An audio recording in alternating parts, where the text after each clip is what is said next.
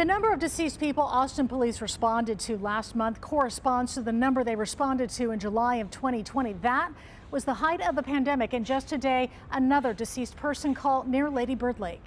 July 2023 goes down as the hottest month in Austin's recorded history. That's true for the rest of the world, too. The weather is getting hotter, so we have these heat waves. They're becoming more often, more extreme, and longer in duration. Professor Gregory Wellenius is a professor of environmental health at Boston University. He says you can feel the days that are the most dangerous. In every community or in every city, there are some days in the summer that feel extremely hot to the people there.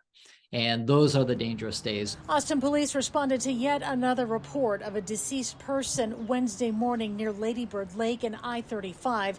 It's too early to know if that person died because of the heat, but in many heat-related deaths, the heat isn't listed as the primary cause of death.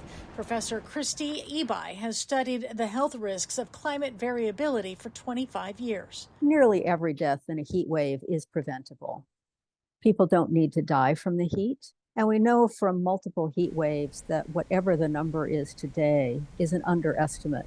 Everyone is vulnerable to the heat, but some more than others. I think there's a disconnect between many people realize that heat is dangerous, but they don't think that heat is dangerous to them. The most vulnerable include people with cardiovascular issues, older people, people who are very active in the heat, and people who live in poorer neighborhoods where there aren't as many trees or places to take shelter from the unrelenting heat. Understanding physically where is hotter within a city and within your population of which groups are more susceptible can lead to more effective outreach.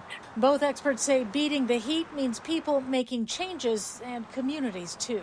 The large part of our adaptation is through our changes in behavior. I reached out to the Department of State Health Services to find out the number of heat-related deaths and ER visits in July in Texas.